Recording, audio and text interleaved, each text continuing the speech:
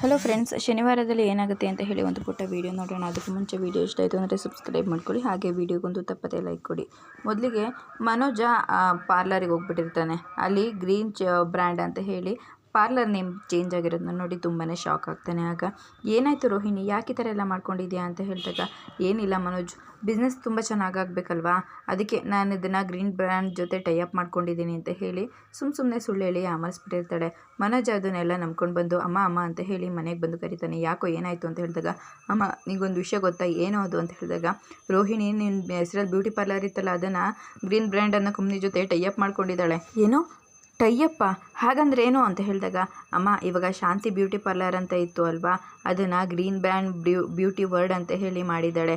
ಅಂದರೆ ಕಂಪ್ನಿ ಎಲ್ಲ ಅವ್ರ ಹೆಸರಲ್ಲಿರುತ್ತೆ, ಬಿಸ್ನೆಸ್ಸಲ್ಲಿ ನಮಗೂ ಅರ್ಧ ಪಾಲು ಕೊಡ್ತಾರಮ್ಮ ಅಂತ ಹೇಳಿ ಹೇಳ್ತಾನೆ. ಆಗ ಏನು ಹೇಳ್ತಾ ಇದೆಯಾ ಅಂತ ಹೇಳಿದಾಗ, ಹೌದಮ್ಮ ಬಿಸ್ನೆಸ್ ಲಾಸ್ ಆಗುತ್ತೆ ಅಂತ ಹೇಳಿ ಈ ಥರ ಮಾಡಿದ್ದಾಳಂತೆ ಅಂತ ಹೇಳಿದಾಗ, ಓ ಹಾಗಿದ್ರೆ ಈಗ ಸಕ್ಕರೆಬೈಲ್ ಶಾಂತಮ್ಮನ ಹೆಸರಲ್ಲಿ ಇಟ್ಟಿರೋದು ನಮ್ಮ ಮೀನಾ ಇಟ್ಟಿರೋ ಅಂಗಡಿ ಮಾತ್ರ ಇದೆ ಅಷ್ಟೇ, ಆ ಪಾರ್ಲರ್ ವರ್ಡು ಎಲ್ಲ ಹೋಯ್ತು ಅಂತ ಹೇಳಿದಾಗ ಶಾಂತಿಗೆ ಕೋಪ ಬರ್ತಾ ಇರುತ್ತೆ.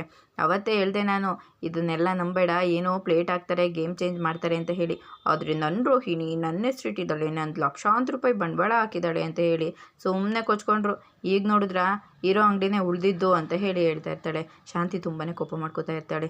ರೋಹಿಣಿ ಮನೆಗೆ ಬಾ, ನಿನಗೆ ಮಾಡ್ತೀನಿ ಎಲ್ಲರ ಮುಂದೆನೂ, ಅದರಲ್ಲೂ ಈ ಸೂರ್ಯನ ಮುಂದೆ ನಾನು ಮರ್ಯಾದೆ ಹೋಗೋ ಥರ ಮಾಡಿದೆಯಲ್ವಾ, ನಾನು ಮಾತ್ರ ಇವತ್ತು ನಿನ್ನ ಸುಮ್ಮನೆ ಬಿಡಲ್ಲ ಅಂತ ಹೇಳಿ ಬೈಕೋತಾ ಇರ್ತಾಳೆ. ಅಷ್ಟರಲ್ಲಿ ರೋಹಿಣಿ ಪೂಜನ ಹತ್ರ ಮಾತಾಡ್ತಾ ಇರ್ತಾಳೆ. ಯಾಕೆ ಈಗೆಲ್ಲ ಆಗೋಯ್ತು, ಈಗೇನಾದರೂ ಮನೋಜೋಗಿ ಹತ್ತಿರ ಹೇಳ್ತು ಅಂತಂದರೆ ನನ್ನ ಕತೆ ಮುಗಿಸೇ ಬಿಡ್ತಾರೆ ಅಂತ ಹೇಳ್ತಾಳೆ. ಆಗ ಹೆದರ್ಕೋಬೇಡ ಕಣೆ ರೋಹಿಣಿ, ಏನೋ ಒಂದು ಹೇಳಿ ಯಾಮರ್ಸ್ಬಿಡು ಅಂತ ಹೇಳಿದಾಗ, ಯಾಮರ್ಸದ ಎಷ್ಟು ದಿನ ಇದೇ ಥರ ಸುಳ್ಳು ಹೇಳ್ಕೊಂಡು ಮೋಸ ಮಾಡ್ಕೊಂಡು ಬದುಕಲಿ, ನನಗೂ ಪ್ರತಿದಿನ ಹಿಂಸೆ ಕೊಟ್ಟಂಗೆ ಆಗ್ತಾಯಿದೆ ಕಣೆ. ನಮ್ಮ ಮತ್ತೆ ದುಡ್ಡು ಯಾರ ಕಡೆ ಇರುತ್ತೆ ಅವ್ರ ಕಡೆ ಹೋಗಿಬಿಡ್ತಾರೆ. ಈಗ ನಾನು ಅಲ್ಪ ಸ್ವಲ್ಪ ಕೊಟ್ಟಿದ್ದಕ್ಕೆ ನನ್ನ ಹತ್ರ ಇದ್ದಾರೆ, ಈಗ ಆ ಶ್ರುತಿ ಕಡೆ ಇದ್ದಾರೆ, ಅದೇನಾದರೂ ನನ್ನ ಕತೆ ಏನಾದರೂ ಹೀಗೆ ಅಂತ ಗೊತ್ತಾಯಿತು ಅಂತಂದರೆ ಮುಗ್ದೇ ಹೋಯ್ತು ಅಂತ ಹೇಳಿ ಭಯ ಪಡ್ಕೋತಾಳೆ. ಏನಾಗಲ್ಲ ಕಣೆ, ನೀನು ಧೈರ್ಯವಾಗಿ ಎಲ್ಲನೂ ಎದುರಿಸು, ಏನೂ ಆಗೋದಿಲ್ಲ, ಏನಾದರೂ ಒಂದು ಹೇಳು ಅಂತ ಹೇಳಿದಾಗ, ಮನೆಗೆ ಹೋಗೋದಕ್ಕೆ ಭಯ ಆಗ್ತಾ ಇದೆ ಅಂತ ಹೇಳ್ತಾಳೆ. ಅಷ್ಟರಲ್ಲಿ ಶಾಂತಿ ಕೋಪ ಮಾಡ್ಕೊಂಡು ಕೂತಿರ್ತಾಳೆ.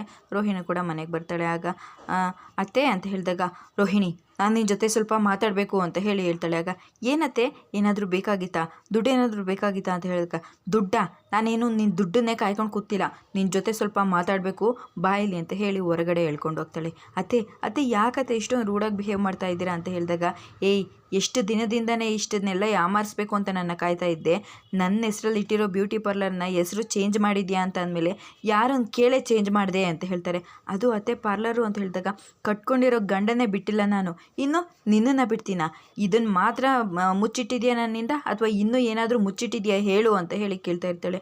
ಅಯ್ಯೋ ಅತ್ತೆಗೆ ಮನೋಜ್ ಎಲ್ಲ ಹೇಳಿಬಿಟ್ಟಿದ್ದಾರಾ, ಹಾಗಿದ್ರೆ ಎಲ್ಲ ವಿಚಾರನೂ ಗೊತ್ತಿದೆ, ಅತ್ತೆ ಇವತ್ತು ನನ್ನ ಕತೆ ಮುಗಿಸ್ದಾಗೇನೆ ಏನಪ್ಪ ಮಾಡೋದು ಅಂತ ಹೇಳಿದಾಗ, ಹೇಳೆ ಇನ್ನು ಎಷ್ಟೆಲ್ಲ ಮುಚ್ಚಿಟ್ಟಿದ್ಯಾ, ಹೆಸರನ್ನ ಯಾಕೆ ಚೇಂಜ್ ಮಾಡಿದೆ, ನನ್ನ ಸೊಸೆ ಅಂತ ಹೇಳಿ ಎಲ್ಲರ ಮುಂದೆನೂ ಹೊತ್ಕೊಂಡು ಮೆರೆದಿದ್ದಕ್ಕೆ ಎಲ್ಲರ ಮುಂದೆನೂ ಕಾಲು ಹಿಡಿದು ಎಳೆದು ಬೀಳಿಸ್ಬಿಟ್ಟಿಯಲ್ಲೇ, ಆ ಸೂರ್ಯ ಎಷ್ಟು ಅವಮಾನ ಮಾಡ್ದ ನನಗೆ ಅಂತ ಹೇಳಿ ಬೈತಾ ಇರ್ತಾಳೆ. ಇದಿಷ್ಟು ಶನಿವಾರದ ಪುಟ್ಟ ವಿಡಿಯೋ.